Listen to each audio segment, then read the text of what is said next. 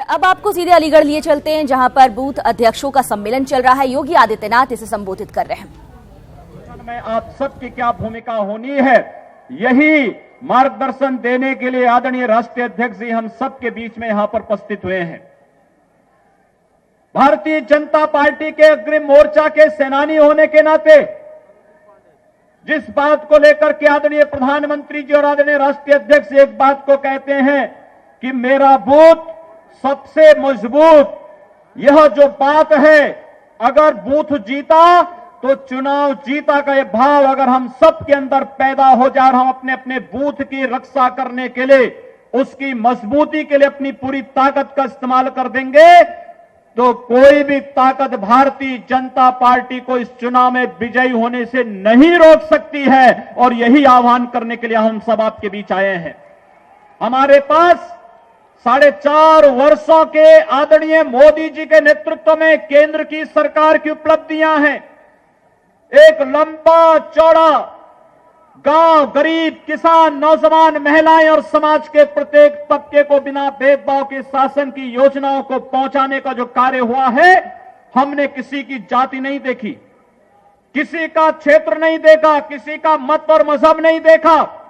शासन की योजनाएं हर गरीब तक पहुंचाने के लिए जिस ईमानदारी के साथ कार्य हुआ, पूरे देश के अंदर 1.5 करोड़ से अधिक परिवारों को आवास मिलना, 4 करोड़ परिवारों को निःशुल्क विद्युत कनेक्शन उपलब्ध होना, आजादी के बाद उज्ज्वला योजना में 1947 से 2014 तक 12 करोड़ परिवारों को एलपीजी का कनेक्शन मिल पाया था।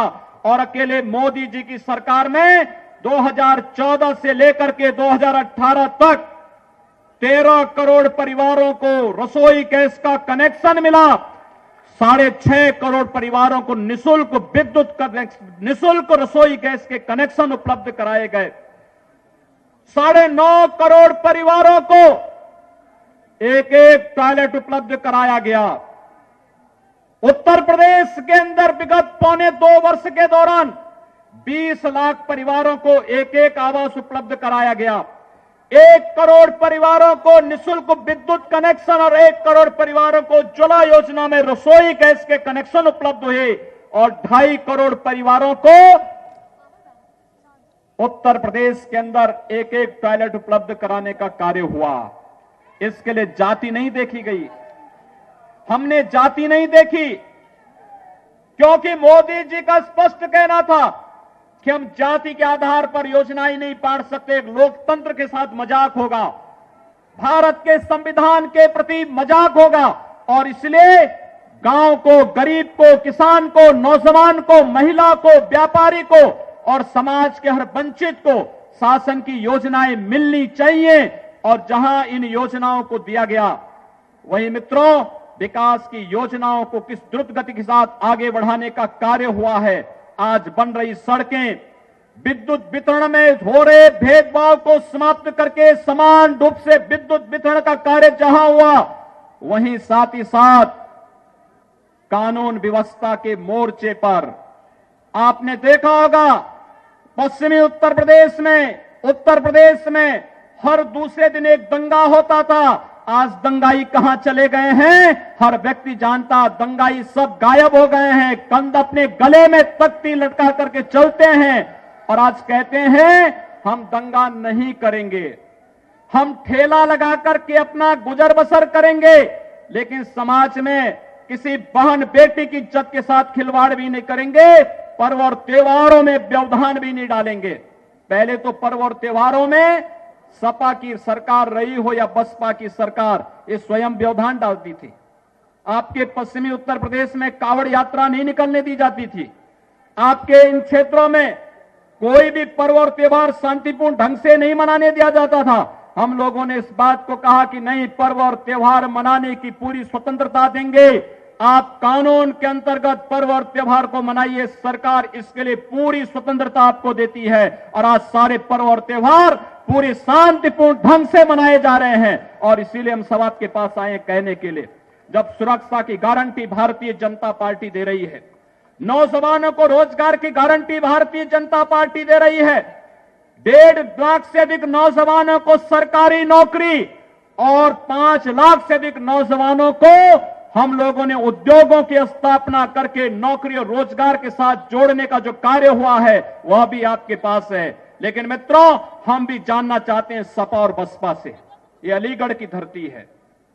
अभी हमने आदरणीय राष्ट्रीय अध्यक्ष जी को एक डिस्ट्रिक्ट एक उत्पाद, 1 डिस्ट्रिक्ट 1 प्रोडक्ट में जो आदरणीय राष्ट्रीय अध्यक्ष जी का ये मार्गदर्शन था कि उत्तर प्रदेश के परंपरागत उद्यम को बढ़ाने के लिए कार्य होना चाहिए, और आज ताला भेंट किया, अलीगढ़ का ताला। लेकिन मित्रों, ये ताला, अलीगढ़ की पहचान तो है, सपा बसपा के कार्यालय और कांग्रेस के कार्यालयों में ताला बंद होना चाहिए, और इसके लिए आपको अपनी ताकत दिखानी है। और मैं पूछना चाहता हूं आप लोगों से, आज जो लोग भारतीय जनता पार्टी के खिलाफ गठबंधन बनाना चाहते हैं, बना रहे हैं, उनका उद्देश्य क्या है? राजनीतिक अस्थिरता, भ्रष्टाचार, अराजकता, दंगा, बहन बेटियों की सुरक्षा के साथ खिलवाड़ करना और एक गरीब और एक किसान के हक पर डकैती डालना। मैं उनसे पूछना चाहता हूं, ये गठबंधन यहीं तक सीमित है? मुझे लगता है इससे ज्यादा उनकी दृष्टि भी नहीं। लेकिन मैं केवल एक प्रश्न पूछना चाहता हूं। अलीगढ़ में एक केंद्रीय विश्वविद्यालय है, अलीगढ़ मुस्लिम विश्वविद्यालय। भारत सरकार प्रतिवर्ष इस विश्वविद्यालय के लिए भारत के संसद के अधिनियम से संचालित विश्वविद्यालय, भारत की सरकार प्रतिवर्ष इस विश्वविद्यालय को 150 करोड़ से लेकर के 300 करोड़ रुपए का अनुदान देती है। यह अनुदान हम और आपके एक एक टैक्स से दिया जाने वाला पैसा है। और मैं सपा बसपा और कांग्रेस से पूछूंगा कि आखिर देश के अंदर हर संस्थान में, राज्य का हो, केंद्र का हो, अनुसूचित जाति, जनजाति और अन्य पिछड़ी जाति के लोगों को आरक्षण का लाभ मिलता है, और अलीगढ़ मुस्लिम विश्वविद्यालय जो अल्पसंख्यक संस्थान नहीं है, वहां आरक्षण का लाभ अनुसूचित जाति, अनुसूचित जनजाति और पिछड़ी जाति के नौजवानों को क्यों नहीं मिल पाता है? आखिर हमारे नौजवानों को आरक्षण का लाभ यहां क्यों नहीं मिलता है?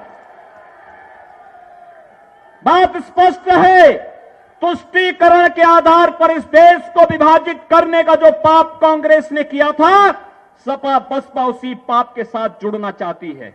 और पूछना चाहिए, अनुसूचित जाति, अनुसूचित जनजाति और अन्य पिछड़ी जाति के लोगों को लिए जो विशेष प्रावधान किए गए हैं, उस प्रावधान के दायरे में आखिर अलीगढ़ मुस्लिम विश्वविद्यालय आए, इसके लिए सपा बसपा कांग्रेस इनके द्वारा क्या किया जा रहा है, ये इसके बारे में अपनी राय तो बता दें। ये बताएंगे नहीं, क्योंकि जब इनको चिन्हित करना होगा, आपके हकों पे आपको बांटने के लिए जाति के आधार पर जरूर बांटेंगे, लेकिन जब आपके हक की बात आएगी, ये सारे के सारे लोग अपने आप बैकफुट में आते हुए दिखाई देंगे। इनकी निष्ठाएं क्या हैं हम समझ सकते हैं। इस देश के बारे में, आपके बारे में और इस पूरे समाज के बारे में क्या दृष्टिकोण है, हम स्पष्ट देख सकते हैं। और इसलिए मित्रों, आप सबका हम आह्वान करेंगे, एक अवसर हम सबके पास है, भारत दुनिया की एक महाशक्ति के रूप में बने। आदरणीय प्रधानमंत्री जी दुनिया की जहां कहीं जाते हैं, जिस प्रकार से सम्मान होता है, पूरा देश और उस देश के राष्ट्राध्यक्ष जिस प्रकार से पलक पावड़े बिछा करके स्वागत के लिए भारत के यशस्वी प्रधानमंत्री का स्वागत करते हैं, भारत की 132 करोड़ जनता का सम्मान उससे बढ़ता है, भारत का गौरव बढ़ता है। हम लोग आज इस बारे में मैं देख रहा था, 21 से 23 जनवरी को वाराणसी में 15वां प्रवासी भारतीय दिवस आयोजित हुआ, और 15वां प्रवासी भारतीय दिवस के अवसर पर दुनिया के 7,000 प्रवासी भारतीय आए थे। उन अप्रवासी भारतीयों से जब मैंने पूछा कि आखिर क्या अंतर आया है मोदी जी के पहले और मोदी जी के आने के बाद, उन्होंने कहा, साहब आज हम दुनिया के अंदर कहीं भी जाते हैं, कहीं भी रह रहे हैं, एयरपोर्ट पर जाते हैं, किसी सार्वजनिक कार्यक्रम में जाते हैं, लोग हमसे पूछते हैं क्या तुम उस भारत के रहने वाले हो जहां के प्रधानमंत्री मोदी जी हैं? तो हम सब भी गौरव से हमारा सीना फूलता है कि हमारी पहचान अपने प्रधानमंत्री के नाम पर हो रही है। हमारी पहचान अपने प्रधानमंत्री के नाम पर हो रही है। आज प्रधानमंत्री जी के नाम पर भारत के 132 करोड़ लोगों के साथ साथ दुनिया के अंदर जहां कहीं भी भारतवंशी रह रहा है, वह हर व्यक्ति गौरव से इस बात को कहता है कि हम उस भारत के रहने वाले हैं जिस भारत का नेतृत्व, यशस्वी नेतृत्व आदरणीय मोदी जी के नेतृत्व में जो भारत दुनिया की एक महाशक्ति बनने की ओर अग्रसर है। और इसलिए ये गौरव आपको भी प्राप्त है। आपको तो भारतीय जनता पार्टी के बूथ अध्यक्षों को इस बात के लिए गौरव होना चाहिए कि आज से 38 वर्ष पहले गुजरात के एक बूथ का अध्यक्ष आज भारतीय जनता पार्टी का राष्ट्रीय अध्यक्ष बनकर के आपको संबोधित करने के लिए यहां पर आया है। ये गौरव ये भारतीय जनता पार्टी में ही संभव हो सकता है कि बूथ अध्यक्ष राष्ट्रीय अध्यक्ष बन सकता है। एक सामान्य कार्यकर्ता प्रधानमंत्री बन सकता है। क्या ये कांग्रेस में संभव है? क्या ये बसपा में संभव है? क्या ये समपा में संभव है? तो फिर जब ये वहां संभव नहीं तो क्यों हम समाज को जागरूक नहीं कर पाते? अपनी ताकत का एहसास कराइए, एक एक बूथ को संभाल लें। और जो अभियान चल रहे हैं, मेरा बूथ सबसे मजबूत, मेरा परिवार भाजपा परिवार, यह भाव लेकर के अभी से हम अपनी तैयारी करेंगे। 2019 आपका इंतजार कर रहा है और भारतीय जनता पार्टी आदरणीय राष्ट्रीय अध्यक्ष जी के द्वारा बताए गए 74+ के लक्ष्य को उत्तर प्रदेश के अंदर प्राप्त करेगा। यह एक सत्संकल्प हम सबको लेना होगा कि 74 से अधिक सीटें भारतीय जनता पार्टी उत्तर प्रदेश के अंदर जीतेगी। इस विश्वास के साथ मैं एक बार पुनः राष्ट्रीय अध्यक्ष जी का हृदय से अभिनंदन करता हूं। आप सभी कार्यकर्ताओं का भी हृदय से अभिनंदन करता हूं।